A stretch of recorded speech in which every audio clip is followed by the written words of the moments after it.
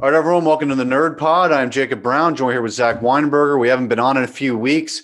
We got a ton to talk about, as we always do when we take these breaks. We got Snyder Cut trailer to talk about. We've got WandaVision, the last 3-4 episodes we didn't talk about, Falcon the Winter Soldier, and then there's a new show coming out, Constantine on HBO Max with J.J. Abrams, and I guess that's the least hype news, so I guess we'll start with that. J.J. Abrams with Bad Robot, his production company, they're getting a Constantine reboot with HBO Max. It says John Constantine is set to be cast as a diverse lead in the comics, in every live action portrayal, in cartoons. He's always been a Caucasian character, so that's going to be a different look for him. To me, it's like cool. I mean, a different take on Constantine. I have no problem with that. It's a character that it's never worked out before, live action cartoon. They haven't gotten it as popular as maybe as it should be. I feel like Constantine can kind of be like their Doctor Strange in the sense that he does a bunch of cool shit that no one knows about. So I think it's really cool. What are your thoughts on this? When it comes to Constantine, it's been kind of an on and off sort of trail with me, I would say. You try to do a show on the CW that got canceled after a season. Yeah. But I think people liked it. I feel like that was one of those series where like people actually enjoyed and then they canceled it. But yeah, listen, what they can do with Constantine is out of proportions, like what they can do with Doctor Strange. We were talking about it earlier. They could just do a lot. If like how they say they're giving these big budgets to the HBO shows, if they give a big budget to like a guy like Constantine, it could work wonders. And hopefully this can spread into a Justice League Dark thing, which they've been talking about for so long now. It actually says in the report it will connect. So there you go. So that's good to hear. Because obviously DC has been in the news about kind of like their extended universes. They've been making movies recently that kind of seem kind of more centralized to just one thing. At least with this time, when you have the Green Lantern TV show, hopefully when that comes out, that I think they just said that's filming later this year. You have Constantine, and then you have Justice League Dark. That could be an awesome, like what Marvel does when they have different things where like when sometimes it's centered on Earth, they have the cosmic part of the MCU. This part is like the magical part of the DCEU, if it's going to be connected. I don't know, but just having Constantine in there, you can throw Zatanna in there. There's so many characters you can put there, so it sounds like an awesome idea. And the change of the character, listen, it's fine. We've been accustomed to just a white guy playing Constantine, so I'm not, it doesn't really matter to me. We saw Keanu Reeves do it. We saw the guy in the CW do it. Matt Ryan, quarterback of the Falcons, playing. Oh yeah, right, right. So I mean, listen, if they just get a good actor that kind of looks like him to play it, then it should be fine to me. It doesn't really matter. So I mean, that it intrigues me. It definitely catches my eye. That's for sure. Yeah, I've heard they're thinking of. Supposedly, the rumor came out. They were like, "Oh, they want a Riz Ahmed type, but not actually Riz Ahmed." Which is like, why say Riz Ahmed type and then not actually get him? But they did that also with She-Hulk. They said they want an Alison Brie type character. Well, I mean, get Alison Brie. I love Alison Brie. Get her. I guess because Riz Ahmed is busy. I don't know, but yeah, no, that makes sense. I could definitely see that happening. If they can get an actor on the scale of Riz Ahmed, because Riz Ahmed's is a young, talented actor, that'd be really good. So I'm excited for it. Obviously, we probably won't see this for a couple years down the road. But we'll see how the DC universe kind of like looks like by then, because by then it could be just a whole different thing. Who knows? Yeah, no, I mean, it's just like, here's the thing. Like every time I think about DC, it's like they have so much going for them with the Snyder Cut, with everything that's happening with that, and they're just going to stop doing it after that. Like it's just, to me, it's their most popular thing going right now. Everyone knows that it's a concrete story, that there's an actual vision, that it was well thought through, that it's dark, it's unique, all this stuff. And then we're going to go back to like the cookie cutter, basic, whatever you want to call hunky dory type DC movies that we've been getting. I don't understand it. I think it's just literally all the execs at Warner Brothers don't like Zack Snyder, and AT&T's like, well, we do. And we're going to pay a bunch of money for him to get his stuff done. I feel like if the Snyder Cut pops off, AT&T's got to step in again and be like, hey, Jeff Johns, get the fuck out of here. We're going to do our Snyderverse on HBO Max. and no one's going to care what we do in the movies because everyone's just going to watch the Snyderverse on HBO Max. It's just, why not keep going with that stuff if it's the best thing you have?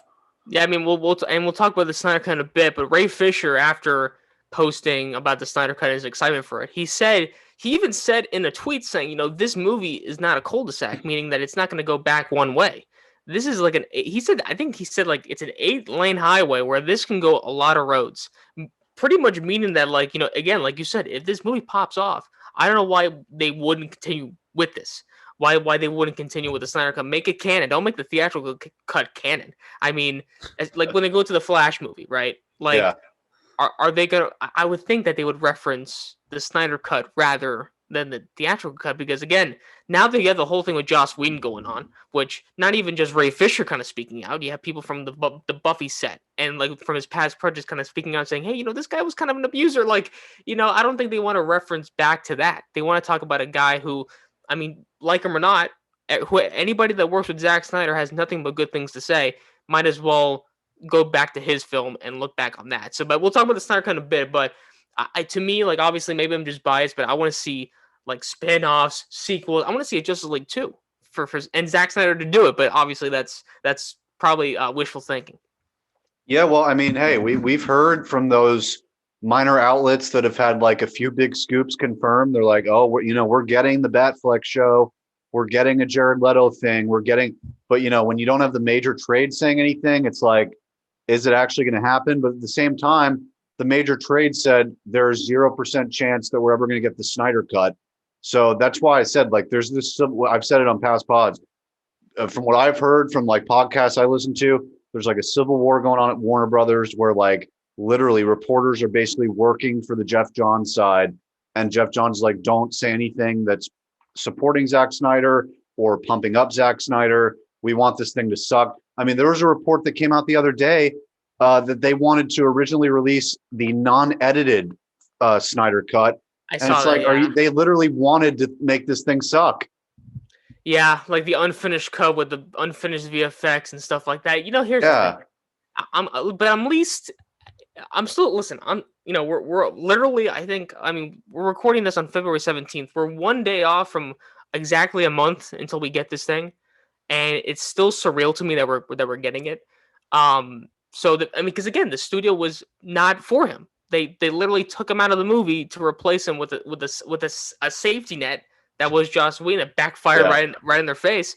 So that's why I'm not surprised by what Ray Fisher says, because it seems like that these guys have a sort of an agenda against Snyder. And we see, I know we would bring up the major trades, and I'm always like kind of like the skepticist, being like, oh, this Batfleck show, I hope it's true, but like, I don't know if it is.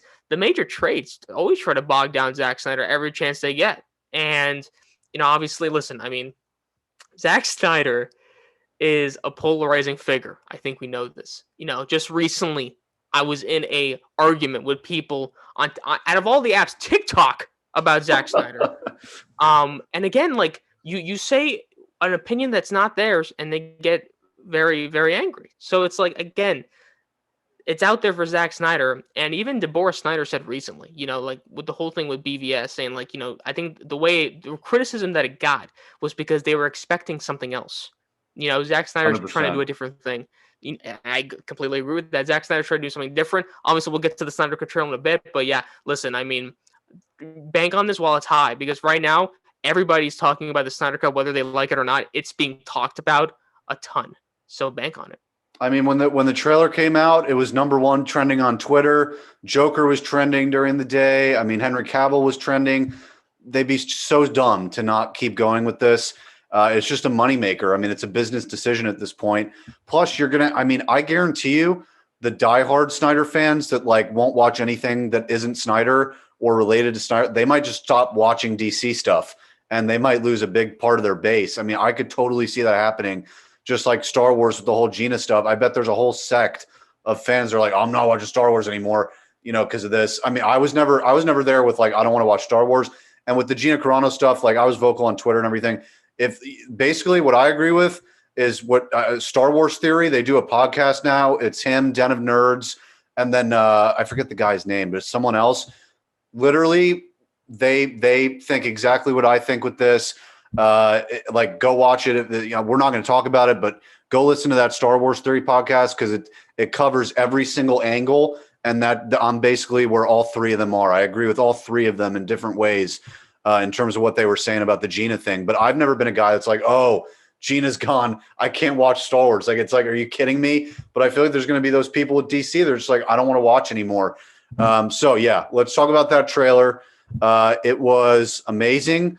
I was door dashing when it came out. Like, I was going to door dash so that I can come back to my dorm room at 12 o'clock when they said it was going to come out, and I'd be ready. I'd be like, I made my money today. Now I get to watch it. It comes out while I'm door dashing. And so I'm watching it in my car. I'm like, this isn't the full effect. So I stopped it like 20 seconds through. I'm like, I'm putting this on my TV. I'm not watching it on my little phone screen. Then I put it on the TV. It was absolutely incredible.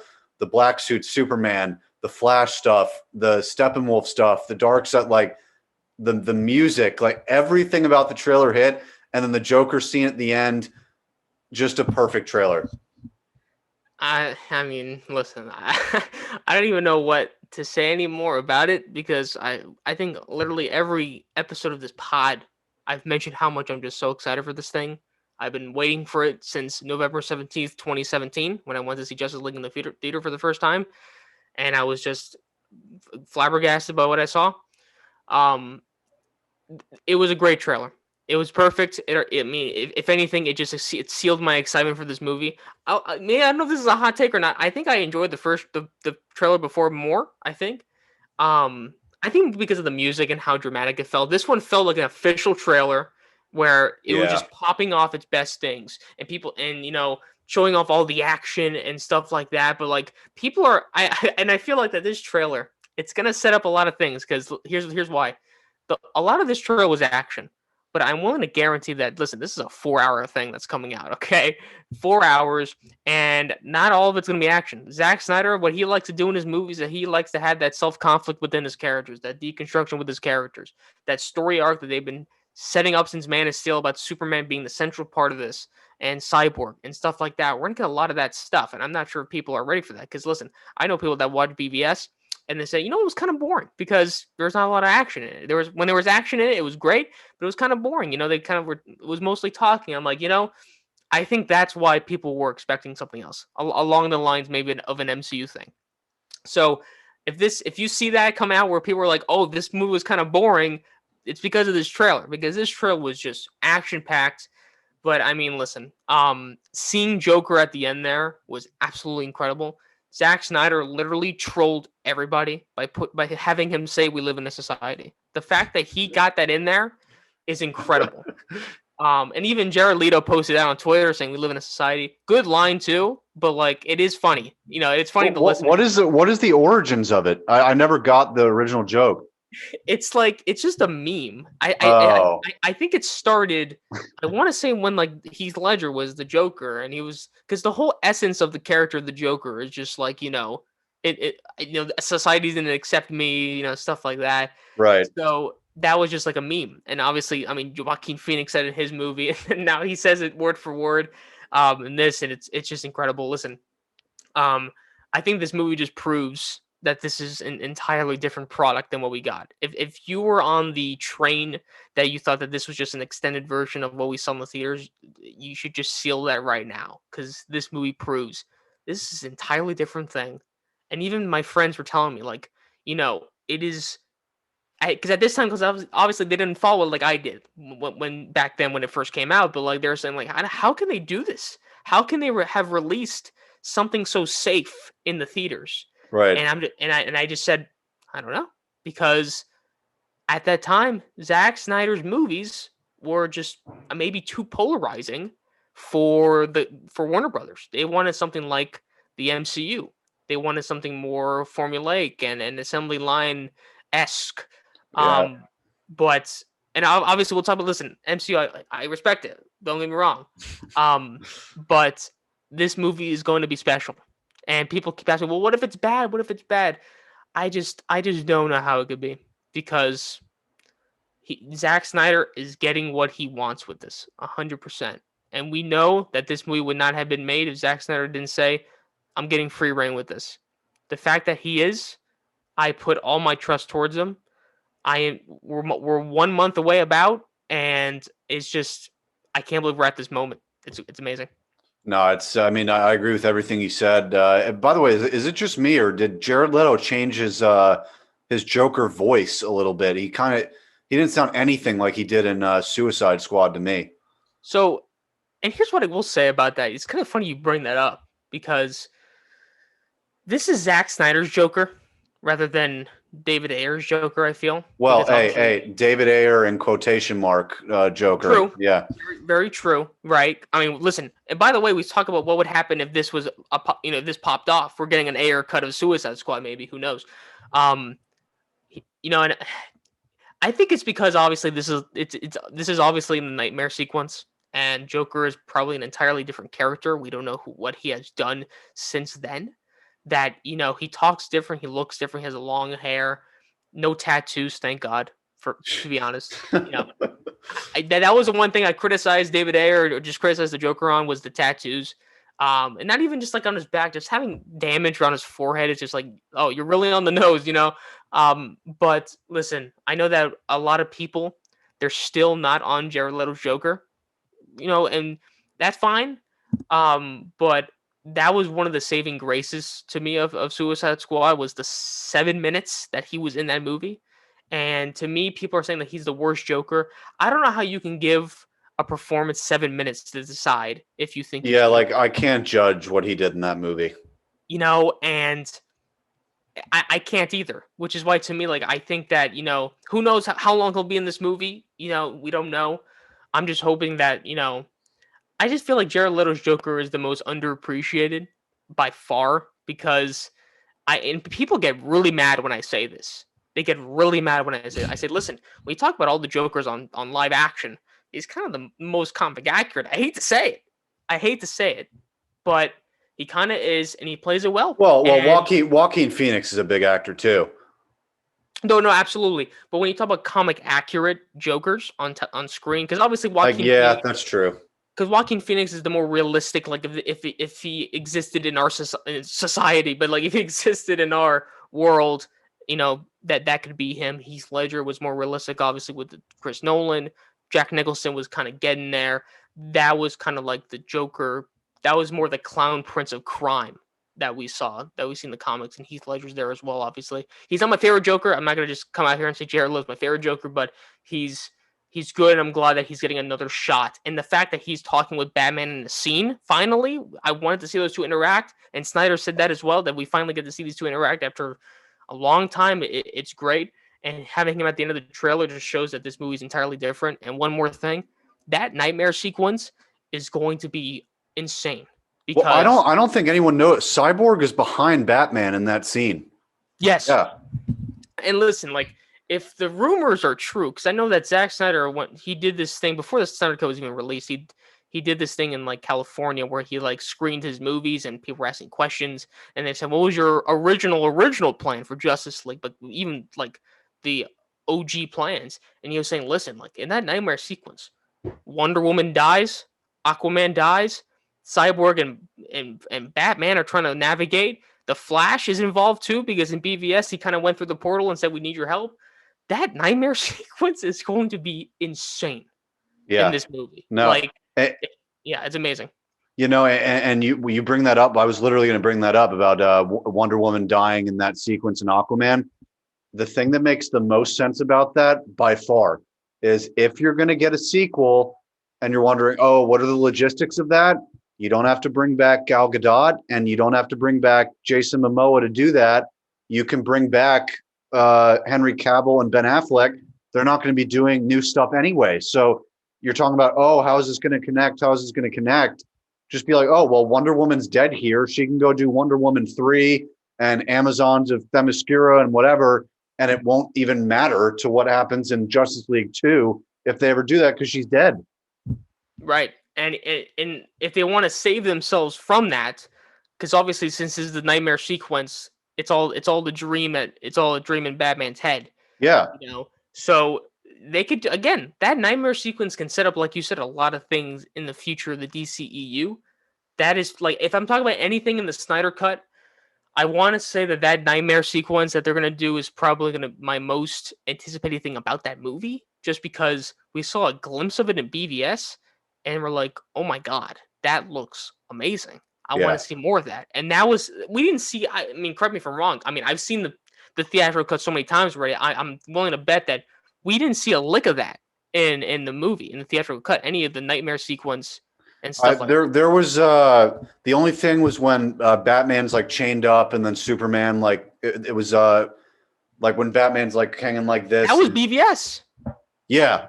Sorry. No, you're talking about Justice League theatrical. Yeah, no, I don't remember anything. So again, that's like another way of saying, part of my language, fuck Zack Snyder and his plans. Yeah. Because who cares that he set that up in BVS and we're seeing none of that in the JL movie? They didn't even reference that he had a dream or whatever. In this, it's going to be a central part of it. That might take a whole hour of the movie. Who knows? They could be in that world for a long time. I wouldn't mind. I wouldn't mind either. I wouldn't mind at all, because again, what Zack Snyder does in his movies that are so well, and I know I'm just keep bragging about this, it's great, is that in all of his movies, he always has a sequence where like we're into another world. And in Man of Steel, we got them in the beginning on Krypton, which is great. And BVS, we got the nightmare stuff. Watchmen, we got a part of that too in Mars and stuff like that. He does those flashbacks things, those otherworldly things so well, and I'm just, oh man, my words can't describe how much I'm excited for this movie. Listen, and people always say, well, what if it's bad? Listen, the fact that this was made and it was actually greenlighted to happen proves that the fans have a voice. And I know that toxicity is a huge. Every time Snyder gets a win, the movie's announced, a new trailer, people always mention the toxic fans. I don't mean to offend Jacob.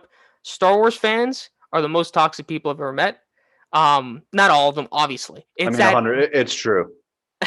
it's that vocal minority of people that get the spotlight. And now, like, the majority of people that say, hey, Zack Snyder fans, they actually raise over $100,000 for suicide prevention. No. It's them, saying that I'm stupid for not understanding the movies is toxic. Like, every fan base has toxic fans, DC fans, Marvel fans, Star Wars fans, obviously. They all have it. So the fact that you're trying to undermine it is just it's kind of sad, personally. Yeah. Plus, it's like, I don't think it can be bad possibly either, because he had years to think about this. He saw what went bad in the theatrical. Well, he never actually watched it, Snyder did, but he understands, where they went wrong. And he's even had 2 years to think, well, where did I even go wrong? And what would I change? Revisionist history, what would I do? So just to name off the characters that we already know are going to be in this movie: Superman, Batman, Wonder Woman, Flash, Aquaman, Cyborg, of course, Martian Manhunter, Lois Lane, Darkseid, Joker, Lex Luthor, Deathstroke, Steppenwolf, Granny Goodness, which I don't even know what that character is. Bro, I hate to interrupt, but again, those little clips he shared, like in the lead up to the trailer being released, and when I saw Granny Goodness, I could not believe it. The fact what is that? Granny Goodness is a character on the home planet for Darkseid on Apocalypse that pretty much trains the people on there. Like, there's characters that, like Big Barda, that people always talk about and stuff like that. She's there, and even in the Superman the Animated Series, she was kind of like this old lady. Again, it's such a cheesy character because the name Granny Goodness is just so ridiculous. Yeah. The fact that he squeezed her in there is just it's insane. But she's a central part of that Apocalypse mythos, which I'm hoping, if that movie's still, like, we haven't talked about in a while, but that Ava DuVernay is doing that New Gods movie. Yeah. She's going to be in that for sure. No question about it. So, yeah, that's amazing. But another thing to mention about Lex Luthor, right, is that Jesse Eisenberg's name is in the credits. So that must mean that he has a bigger part than an after credit scene. That's all I'm saying. I'm assuming he'll be looped in with probably Deathstroke because of that BVS end credit scene. So, I mean, that's what I think he'll be doing. And I mean, I don't even want to speculate. I just want to be surprised. But then Desaad, Mera, Volko, Adam, Iris West, that is, and Hippolyta, I don't know what that is either, are in the movie. And then they didn't even mention this in the tweet I'm talking about. Green Lantern or multiple Green Lanterns are going to be in the movie. So this movie's going to be sick. I wouldn't even be shocked if there's Reverse Flash that shows up. Or, I mean, I don't even know. Like, I think everything is on the table for this. So, one, Hippolyta is Wonder Hippolyta. Woman's mother. Oh, okay. And I think she was in the theatrical cut too. I think. Yeah. But listen, if I'm being honest, the characters that we have now, honestly, it needs to stop there because I don't want this to be like like Avengers a Flash. Endgame. Yeah. Avengers Endgame, Flash, what we're seeing with the Flash, and even with Spider-Man 3, we're seeing all these characters come back and stuff like that. Obviously, it's 4 hours. You have more to do with it, but obviously, you want to keep it more central. You want to keep it with the characters because even I don't want to get lost. Like Zack Snyder said time and time again that Cyborg is the heart of this movie for the most part, and I just focus on the characters. Obviously, you can have the appearances in there, but when it comes to this movie being bad, just kind of going back that a little bit more, is that you're always going to have the haters for this movie, right? Zack, you cannot switch Zack Snyder haters. And one of the things I was talking about with this person on TikTok is they said, this movie is just going to add to a bad movie. And I said, your comment is weird for me, is because you're already having a preconceived notion going into the movie. You're already hating the movie going into it. And to me, when you go into a movie hating it, it's for most part, you're not going to change your mind. That's just kind of how I feel. And you can switch that on me and say you're so excited for it. How could you not like it? To me, it's easier to be disappointed than it is for someone to like a movie that they already hate. That's just kind of my feeling with it. And but people get offended, man. I was called a Snyder apologist the other day on TikTok, which I mean, maybe true or not, I don't know, but because I was defending the Martha scene in BVS. And how could you? That's what they said. And throughout all of this, I said, listen, man, to each their own. Opinions are great. Film is subjective. You can have your own opinion. If we have a civil disagreement about it and we talk about it, it's great. I've had so many of those and have so many nice people say, I don't like the movie. Let's talk about it. But then there's people that say, you are absolutely stupid for liking that scene. You're disgusting and stuff like that. I'm like, bro. And then I said, listen, sorry for offending. I'm sorry. It just gets into that whole thing, but that's how I feel about it. I mean, you said it before. DC fans have that problem. Marvel fans have the problem where a certain sect will stick up for everything that Marvel ever does, and they'll defend it like it's their own life. And then Star Wars just all over the fucking place, and you never know what's going to happen with them. Star Wars, I feel like it's hard. I mean, correct me if I'm wrong here. I feel like it's really hard to please Star Wars fans, or Disney tries too hard because it's a little bit of both.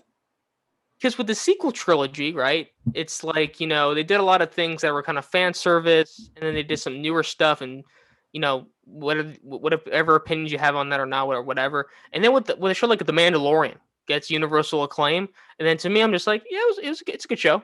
It's not, it's not like it's the best thing ever. Star Wars fans, yeah. Again, just briefly about the Gina thing, right?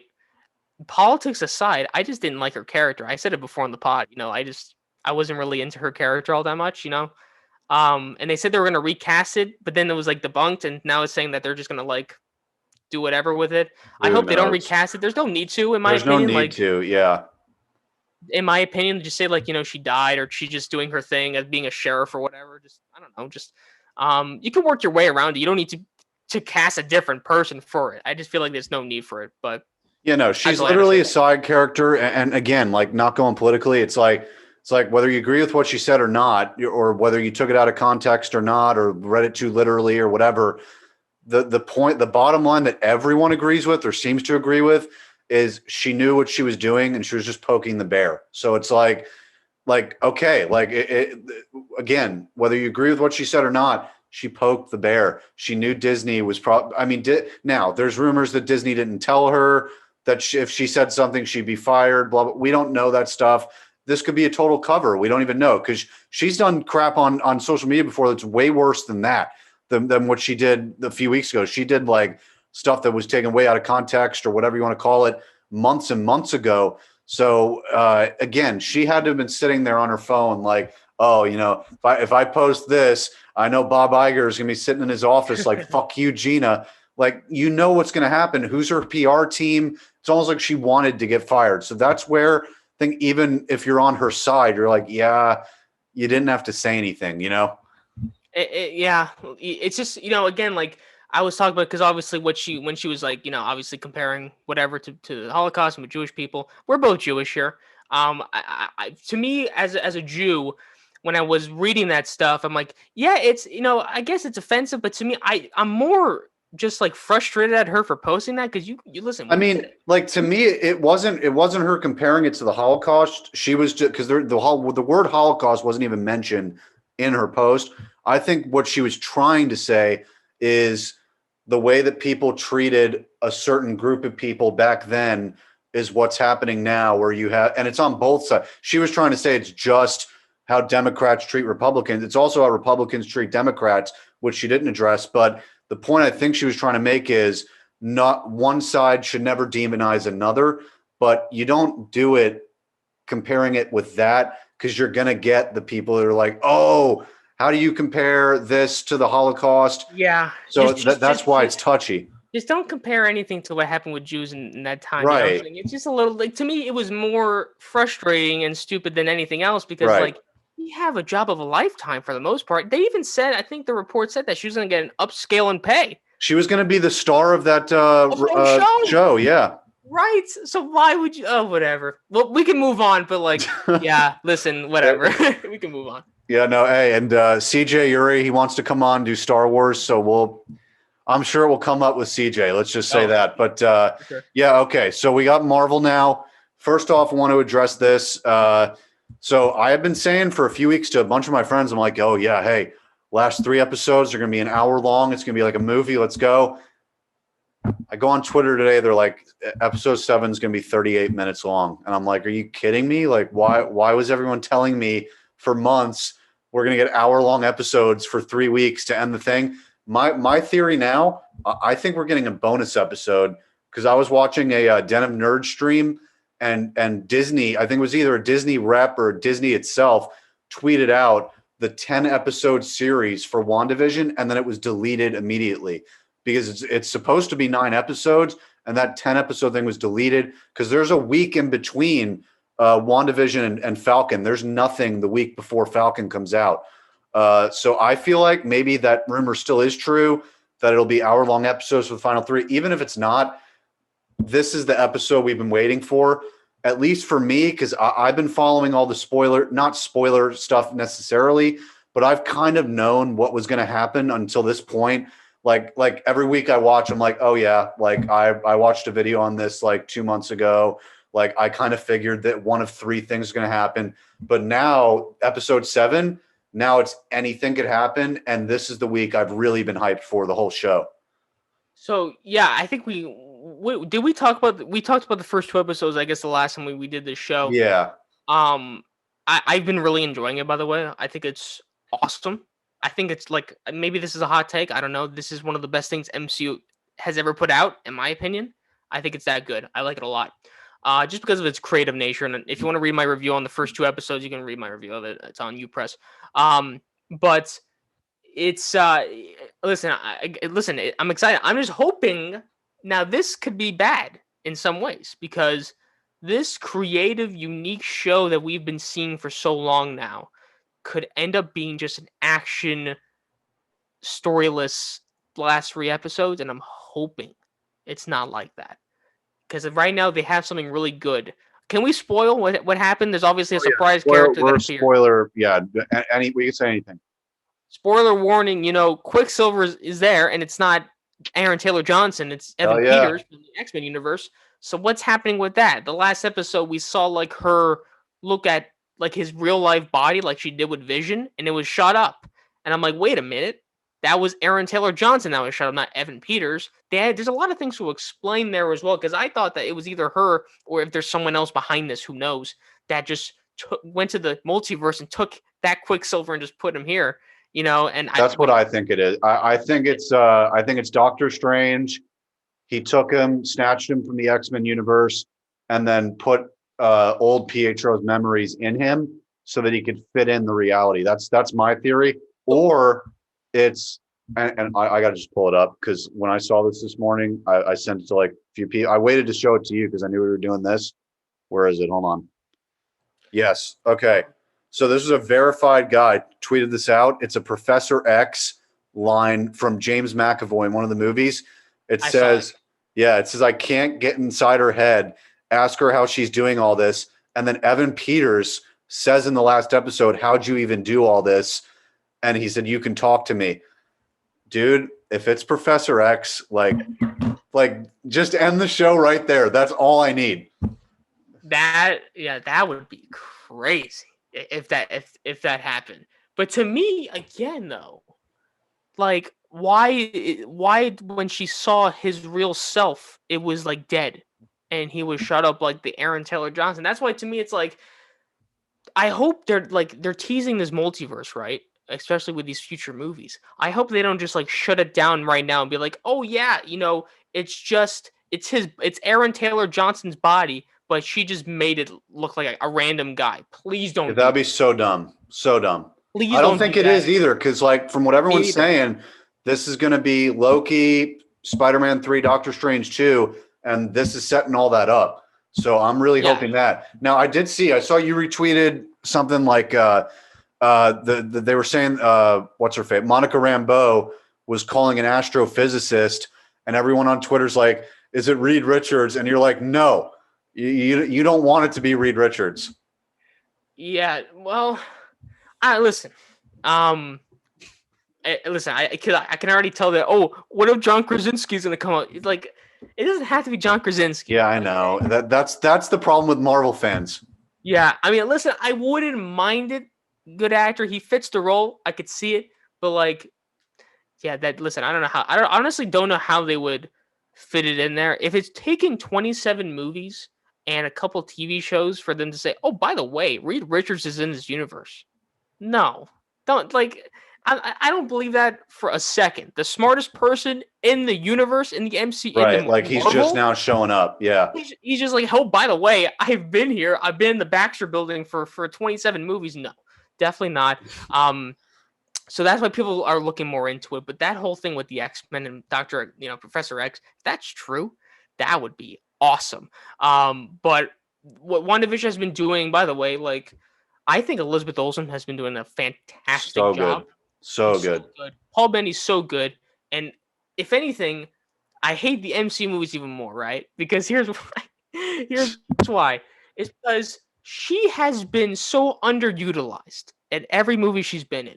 In Age of Ultron, where she was just scared the whole movie. In all the Avengers movies, in Civil War, whatever. In this movie, we're finally seeing her do more with her character, And but I mean,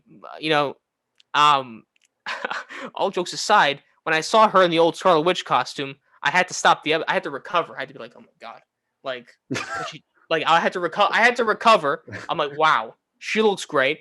No, but again, she's absolutely killing this. This is her best performance in Marvel to date, easily by far. And Paul Bettany is doing much more because again, even though he is a robot, he's Vision. He is providing a really human performance here because again, even though he's a robot that should know everything, he doesn't. And that's why it's so good because she's obviously controlling this. Whether she's controlling this because she wants to, if anything, people are saying, oh, it's just a big bad. To me, it's like, maybe she's just grieving because of what happened with Vision. Yeah. Who knows? If honestly, when it comes to the story element, that would be more impactful. But they might say like, oh, by the way, there's someone behind this. Like the guy, like by the way, that main guy from Sword just looks like Hayward. A villain. Yeah, he just looks like a villain, and I would not be surprised if they say, oh, he's controlling this. I don't know. See, that would be like if he ends up being Mephisto or Nightmare, it's like that's not the reveal I want, Yeah, it's like I think it would like he should just be a Skrull. There you go. That would work. No, but I think it would be a bigger reveal. Like someone asks her, like, "Who's behind this?" And she says, "There's no one behind this, man. I'm just, the love of my life died or whatever, some stuff like that." But what's happening WandaVision right now? It's great. Listen, they so far they are 1 for 1 with Disney Plus TV shows. they're killing it with this one. Hopefully Falcon and the Winter Soldier can continue that. But WandaVision has been great, and like you said, this week is supposed to start like the big epic part of the series. I'm ready for it. I'm nervous. I'm excited. I'm having a lot of things here. But we'll see. Hopefully it's really good. Yeah, no, I'm looking forward to it. I just lost a thought I just had, but yeah, no, I mean, anything could happen. But what's going to be really sad is when Vision dies for the third time or fourth time. It's like when he has to die again, that's going to be so sad. But I mean, maybe he doesn't. But I mean, right when he exited the reality, he died. So like, I don't know if he can come out. And also, the last thing I'll address with the show, I've heard that the reality that Wanda's creating, that might be creating mutants because Monica Rambeau gets sucked in. They said her DNA changed right when she got out. She has superpowers in the comics. And now Kat Dennings' character, she gets sucked into the reality. And on one of the posters, you could see like something weird on her arm. So I don't know. That's what I was going to say. Okay, so there was a rumor, James Spader, who films The Blacklist, which I actually like that show. I mean, I kind of like that show. I've just been watching it for a long time. He took a break during the filming for Blacklist during a week where WandaVision was filming. If he shows up in like human form as James Spader, that will also make the series for me. Oh man. Yeah, listen, again, it's just the possibilities are endless. With the movies, it's like they're kind of limited if they want to go safe with this. But this show has been opening up a lot of things, and I got to give it, I'm forgetting his name now. It's Jack something, who's kind of like the showrunner of the show. Oh yeah, I know you're talking about. Yeah, I forget too. Yeah, he's again, and also Matt Shackman's part of it too. They're doing a fantastic job with this because it's like, let's be creative with this because it seems like, again, like I said in my review, that like this show is the MCU is in a state right now where they're trying to get more viewers into this because obviously everything's kind of like the whole after Endgame, everything's just kind of calm or whatever. You can do more different stuff with this, and they're doing it. And also, by the way, we haven't even mentioned like her kids who are superheroes and in the comics, and Yeah. we saw like during the Halloween he looked, one of the kids looked like the character from the comics. It looked great. We saw Quicksilver in like the old getup. It was great. But you can see that Quicksilver is like that's why the Magneto thing is not totally out of the ordinary, is because he is trying to question her, like so what's happening here? Like, how can you do all this stuff? And Yeah. stuff like that. So it is kind of interesting. And people said, I was talking to a big Marvel fan the other day saying like, I was kind of underwhelmed with this episode. I'm like, you know what, man? Like, I hate to it's funny because I feel like I'm liking the show more than Marvel fans. I feel like I don't even know. Yeah. It's what world are we living in where I'm liking Marvel shows better than other Marvel fans? I've literally had to convince people to keep going. Again, I know someone, okay, who said that the show through the first 2-3 episodes was bad because he thought it was just the sitcom stuff. I said no, and this is what I said. I tweeted this out, and I think the Nerd Pod retweeted it, saying like, we live in such a binge watching world now where people, they can't wait a week for an episode because I don't know, it's the model that it works now. It's a shame because the show's really good, but again, I'm hoping that these last 3 episodes don't take an approach where it's just messy and convoluted. Like just keep what you're doing. What you're doing is great. So I'm hoping for great things for WandaVision. Yes, sir. So Falcon Winter Soldier trailer also came out Super Bowl time. Basically a different version of the first one. But I'll just address one rumor and then we'll get out of here. I heard, and this would blow my socks off too, that they're going to be dealing with mutants and stuff because they're going to Madripoor, which is big, like where mutants are in the comics. I'm not going to spoil to you who might be in there because that's like, if that happens, it's crazy whose move might be there. I've heard, though, they might be dealing with the Terrigen Mist being released and creating Inhumans, which if that's the way that they bring Inhumans into the MCU, that's perfect to me. That would be cool. Again, they can do a lot here. They could do a lot with these TV shows. They can bring in these characters.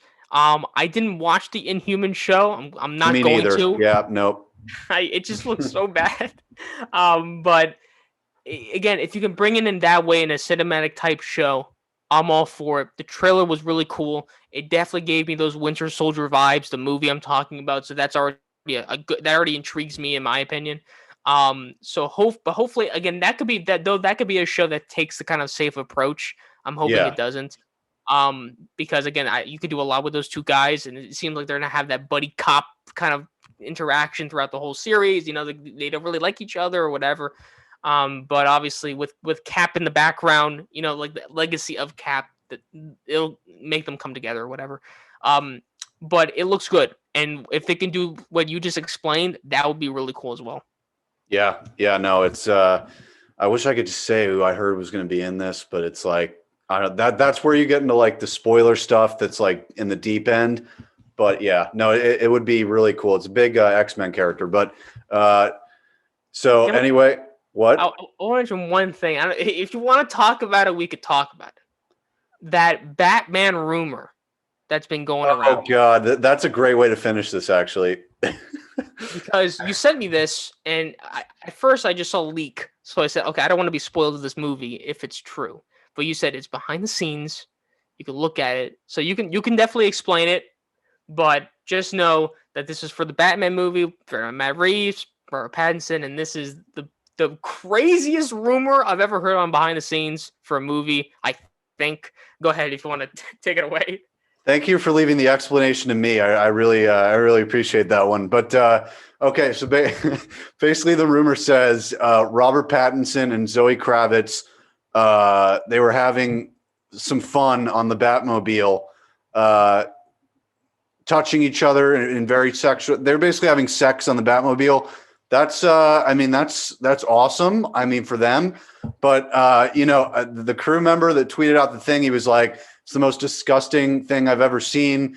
We all walked in and we were like, "That's disgusting." They're literally having sex on the Batmobile in front of the entire crew.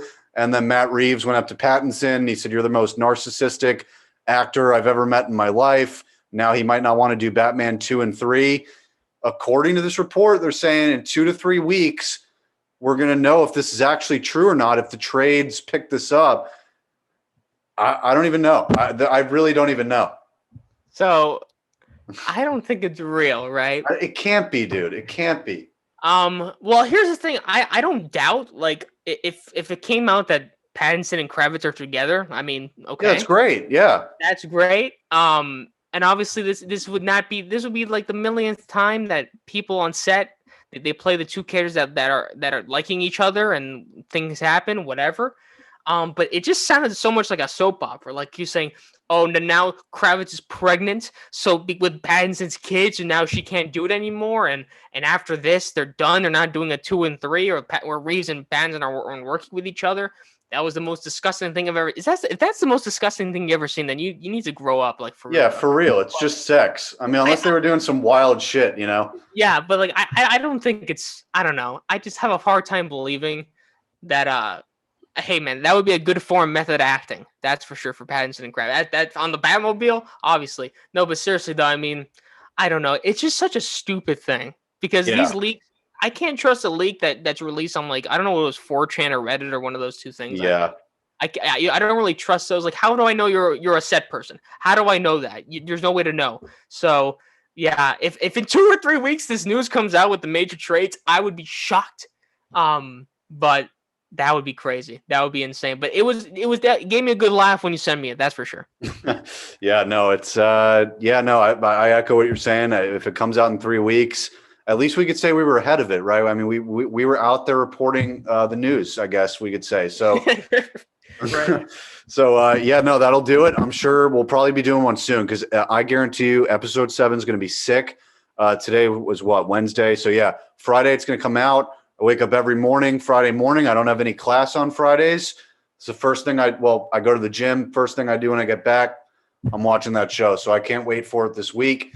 And then I've heard also there's going to be a teaser clip of it tomorrow. So we'll get a little tease and I'll retweet that on the account. You could follow us on Twitter at the NerdPod2. We have a YouTube channel where you can actually see us if you actually want to. You can see us on the YouTube channel. It's at the NerdPod. The link will be in the description on the podcast channels. As always, we're on Apple Podcasts, iHeartRadio, Spotify, all the good stuff. And yeah, that'll do it for this one. For Zack Weinberger, I am Jacob Brown, and we will see you next time.